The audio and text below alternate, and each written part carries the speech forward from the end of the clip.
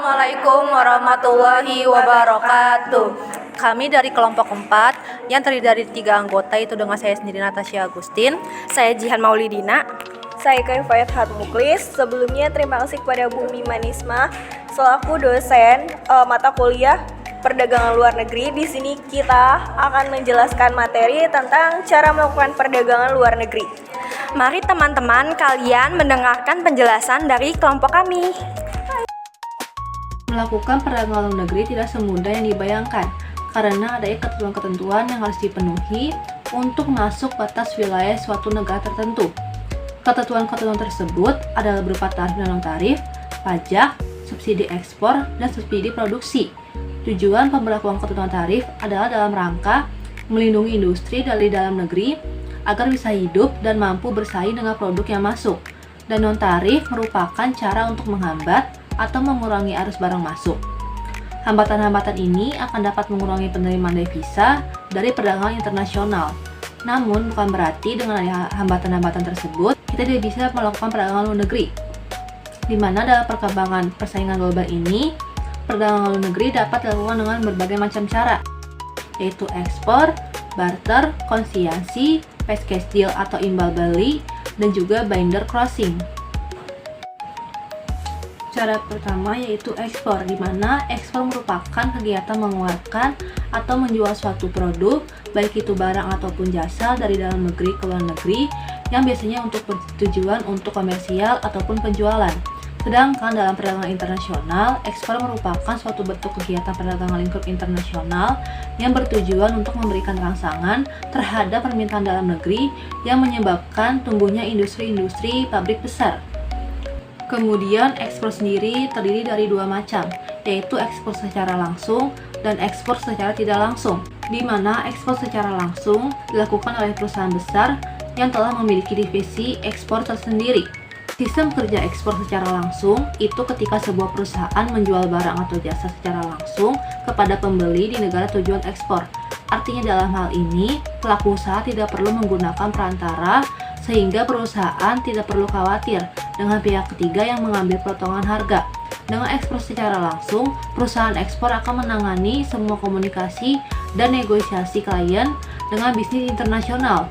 Hal ini termasuk bertanggung jawab penuh untuk mendapatkan pelanggan baru, menyiapkan kontrak, aktivitas pemasaran, menjual barang, dan menangani logistik dan pembayaran internasional.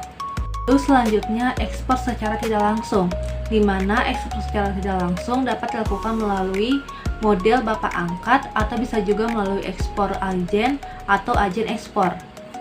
Bapak angkat yang dimaksud di sini adalah perantara, di mana ekspor secara tidak langsung berarti pelaku usaha melakukan penjualan ke perusahaan melalui pihak ketiga atau perantara yang kemudian menjual langsung ke pembeli atau importir internasional. Karena ekspor tidak langsung melibatkan perantara atau menangani hampir semua operasi ekspor.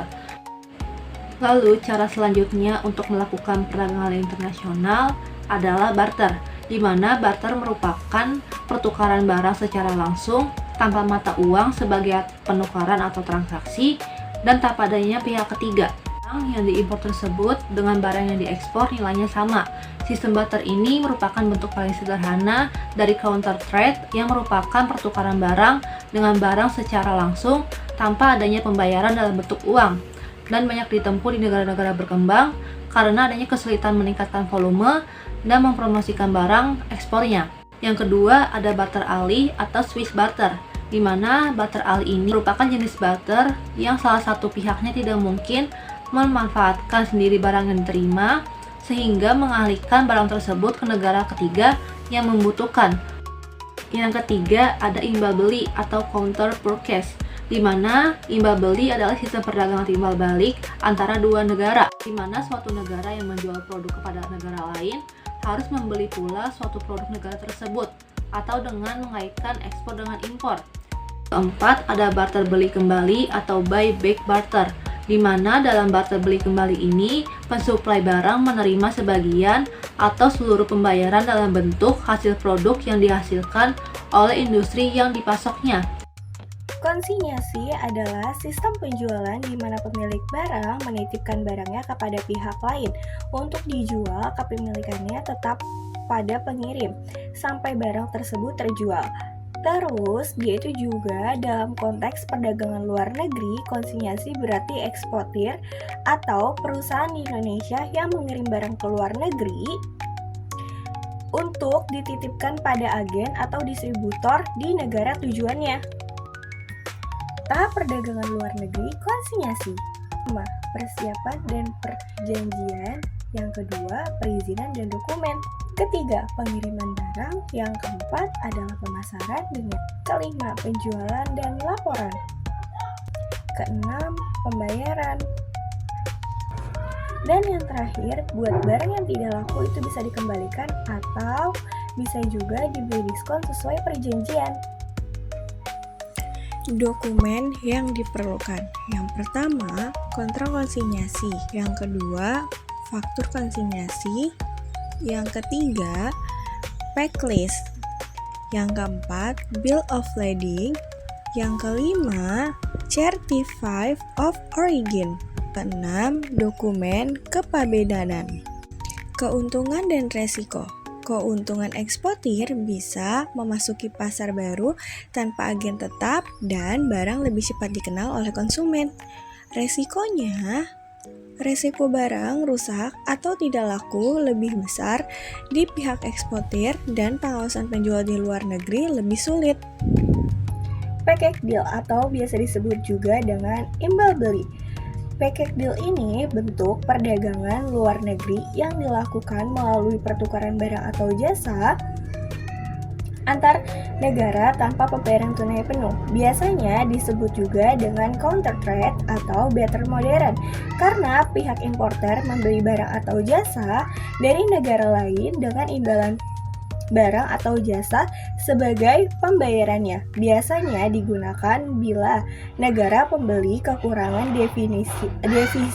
devisa atau ingin mengimporkan penggunaan valuta asing. Tujuan package deal menghemat percadangan devisa negara, meningkatkan eksporter dengan cara menawarkan barang sebagai pembayaran impor, memperluas kerjasama perdagangan dengan negara lainnya, mengatasi hambatan perdagangan misalnya karena pembatasan devisa.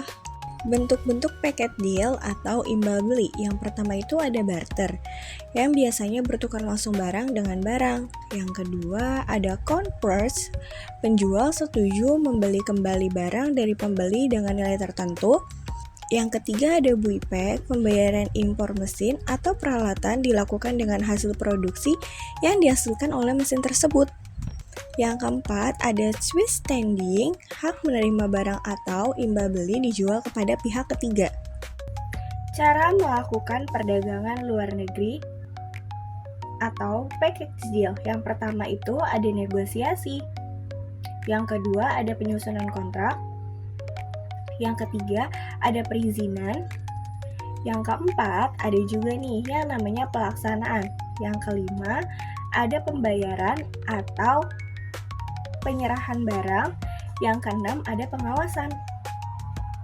Keunggulan dan kelemahan dari package deal. Yang pertama, memperluas exposure, resiko ketidaksesuaian kualitas barang, imbalan. Yang kedua, mengurangi ketergantungan pada mata uang asing, tidak selalu menguntungkan bila harga pasar berubah.